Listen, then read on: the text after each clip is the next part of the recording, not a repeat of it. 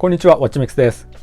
今回は私の新しい相棒、レイモンド・ウェイル・ミレジム・ムーンフェイズについて、出会いから実際に愛用してみたその印象、それにデザインや作りについて感じたところなど、あれこれとお話ししていこうかと思います。このミレジムなんですが、手に入れたのは2月初めで、実は2月末頃にレビュー動画一度完成はさせたんですけど、その動画自分で見返してみたら、以前のコラボレビューの動画内容とほぼ同じで、私の相棒の腕時計、そういった思いが全然入っていなくて、いやこれはダメだなと思って公開しなかったんですよね。やっぱり相棒の腕時計っていうからには、本当だったら1年2年と愛用してみて、それからレビューするっていうのが最高だとは思うんですけど、今回はストラップを自分好みにカスタマイズして楽しんでいる、それもご紹介したくて、とりあえず3ヶ月間じっくり使ってみてご紹介することにしました。なので今回は真面目なレビュー動画というよりかは、個人的な思いを中心とした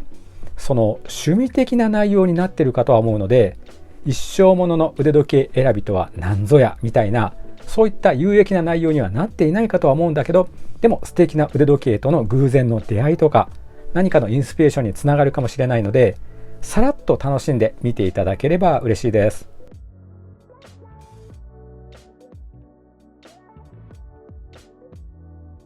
まずはじめにこのミレジムムーンフェイズを相棒として選んだその理由なんですけど、もうそれはドキッとした偶然の出会いだったその一言ですね。実は私は自分のキャラクター的にゴールド系の腕時計って全然似合わないんじゃないかなってずっと思っていて、今までゴールド系の腕時計あまり興味なかったんですよね。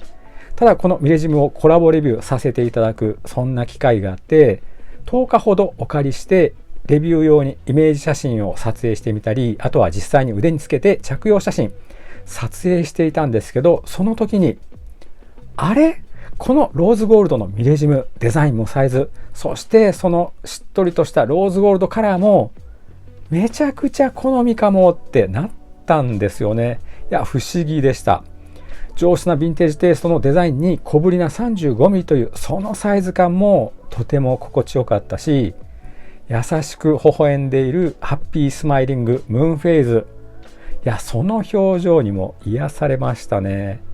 私はよくその動画の中で気分を上げる腕時計をおすすめしますってそんなことを言ってるんですけど、このミレジムシックなヴィンテージスタイルにしっとりとしたそのローズゴールドの色合い、とても品が良くて心動かされました。今までゴールド系の腕時計をずっと敬遠はしていたんですけど、このミレジムは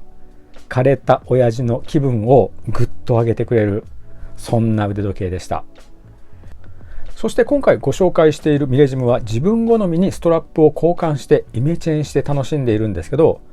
私がイメージしたのはカルティエとかエルメスとかメゾン系のきれいめっていうのかおしゃれ感のある腕時計をイメージして、今回はストラップをカスタマイズしてあります。合わせてあるのは脂肪加工されたサンドベージュのレザーストラップ、それに台座と呼ばれるパーツプラスしていて、メゾン系の上質さにクラシカルな味わいもうまく表現できたなって、自分で自画自賛しています。後でも解説するんですけど、1950年とか60年代とかそんな古い時代の旅用の腕時計、そういったイメージにして楽しんでいます。ただちょっとユニセックス的な腕時計、そんなニュアンス的な見え方になっているので、このスタイルには好き嫌いはあるかもしれないですね。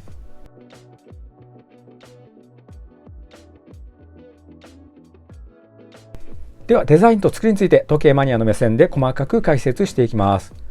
このミレジムのデザインとしては、セクターダイヤルと呼ばれているアワー、ミニッツ、セコンド、それぞれのインデックスを違うトラックに配置するクラシカルな腕時計をイメージしてデザインしてあります。それに装飾されたアラビア数字だったりムーンフェーズ合わせることで、ほんの少しカジュアルっていうかゆったりとしたラグジュアリーさを表現してあるのが本当にうまいなって感心するところでした。そのラグジュアリーっていう言葉を聞くと、いかにも高級感を前に押し出した、そういった腕時計を想像するかもしれないんだけど、このミレジムはラグジュアリーでありながらどこか優しさを感じさせてくれる、それが私の感覚ともうドンピシャでした。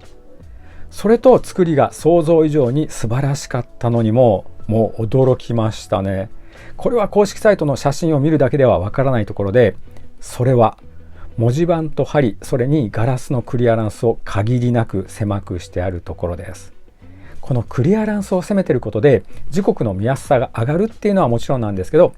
精密な作り、それを感じさせるのでめちゃくちゃ高級感伝えてきます。これは腕時計のことをよく知っている方だとパッと見た時に感覚で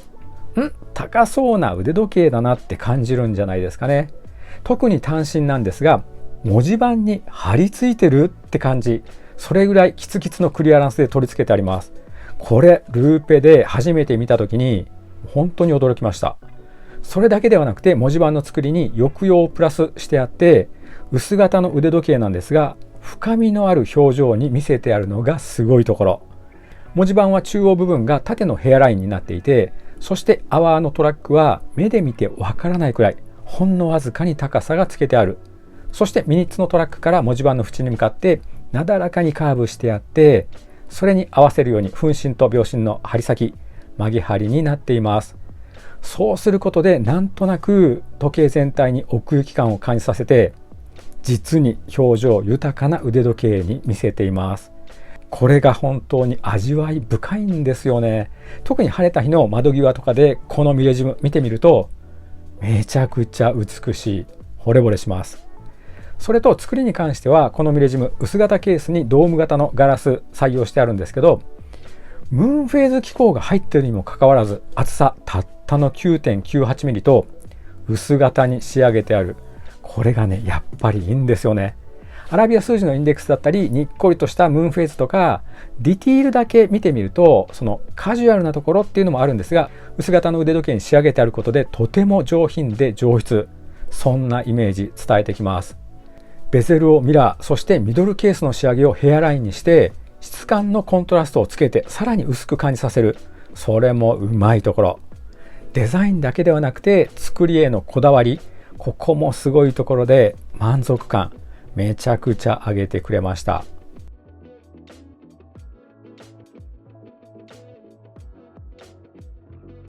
今回レビューしているミレジムムーンフェイズはオリジナルだとヴィンテージ調のネイビーのレザーストラップついていて、まあそれはそれでシックな感じでとてもかっこいいんですけど、私は好きな映画をイメージしてストラップをカスタマイズして楽しんでいます。その映画なんですがシェルタリングスカイという映画で、有名なので知っている方も多いんじゃないですかね。ちょっとエキゾチックなロードムービー的な映画で、倦怠期を迎えた夫婦がニューヨークから船で渡ってきて雄大な北アフリカを旅する、そんな物語。その映画の冒頭のシーンで、船から多くの旅行トランクだったり大きな衣装ケース下ろすシーンっていうのがあるんですけど、その古い時代の旅をするときに使う大きなトランクをイメージして、私はカスタマイズしました。サンドベージュのレザーストラップに台座というパーツ組み合わせて、なんとなくグローブトロッターのトランクのように見せているのがお気に入りのところ。イメージとしては言葉の全く通じない異国を旅するときにつけている腕時計、そんな感じでカスタマイズしていて、ちょっと知らない街とかその裏道をブラッと歩くだけでテンション上げてくれる腕時計になりました。このスタイルのミレジムどうですか？良くないですか？まあね、でもベージュという優しい色合いがやっぱりユニセックス的なニュアンスを感じさせるので、好き嫌いはあるかもしれないですね。時計全体の印象としては小ぶりな 35mm にローズゴールドってことで、何とも言えない特別感はあります。ただ小ぶりなサイズになっていることでローズゴールドでもそんなに派手な印象はなくて、どうだみたいな押し出し感全然感じませんでした。それと普段は黒文字盤の腕時計、私はメインとしてつけてるんですが、ホワイトっていうのかシルバーのダイヤル、それが品の良さも感じて新鮮な気持ちになれましたね。クラシカルで優しさも感じる、そんなムーンフェーズを探してるっていう方だったらこのミレジム刺さるかとは思います。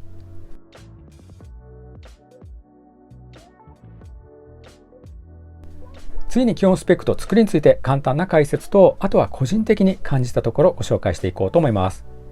ムーブメントは機械式自動巻きですね。いわゆるゼンマイ式の腕時計になっていて、キャリバーは RW4280 搭載。やっぱりメカニカルのムーンフェイズの腕時計つけていて楽しいですね。それにこのムーブメントはセリタのムーブメントをベースにしてあるので安心感あります。いや、長く楽しめそうですね。そして絶妙なサイズ、横幅小ぶりな 35mm。 私の手首周りは約16センチなんですけど、腕にスッと収まってくれるこのサイズ、やっぱり品よく見せてくれて、いや実に最高な気分ですね。そしてガラスは安心のサファイアガラス。サファイアガラスっていうのは非常に硬いガラスで普段使いしていて、やっぱり安心感違いますよね。そして防水は5気圧防水となっています。5気圧防水は特に水に強いっていうわけではないんですが、普段の汗雨っていうのはもちろんね安心して使えるんですけど、ゲリラ豪雨とか台風とかそういった時は手から外してポケットに入れておこうかと思っています。スペックについては個人的にはもう大満足。今までメカニカルのムーンフェイズの腕時計持っていなかったっていうこともあって、やっぱりね正直楽しいですね。ただメカニカルのムーンフェーズなので止まってしまうとそのムーンフェーズ自体ずれてしまうので合わせ直ししないといけないんですけど、それがねちょっと面倒って感じる方もいるかもしれないですね。実は私も気分でムーンフェーズを実際の月齢に関係なく満月に合わせたりしているので、そこはどうかなっていう、そんなね感じの方もいるかもしれないですね。それと小ぶりな 35mm サイズ、これがとても心地よかった。私はメインの腕時計として横幅 47.7mm というデカ厚のダイバーズをよくつけてるんですけど、その腕時計とコントラストになってつけた時に、うわ小さくて可愛い腕時計だなってなるんですよね。普段多分 42mm とかのダイバーズウォッチをつけてる方だったら、この 35mm のムーンフェーズ新鮮な驚きあると思います。いやこれがねめちゃくちゃ楽しいんですよね。スペックに関して欲を言うんだったら10気圧防水だったらもっとね夏場とかでも安心が高くて良かったなって思うところですね。ただ5気圧防水でもポケットに入れておけば大丈夫なので、そこまでね心配はしてないです。作りにおいては薄型ケースがとても好印象でした。ただ私はストラップに台座をつけているので、見た感じそこまで薄さを感じさせるっていうわけではないんですけど、やっぱり薄型ケースっていうのは上品なイメージを伝えてきてかっこいいですね。いやこの見せ方本当に素晴らしいと思います。個人的にはスペックも作りも大満足で100点満点中で、1000点です。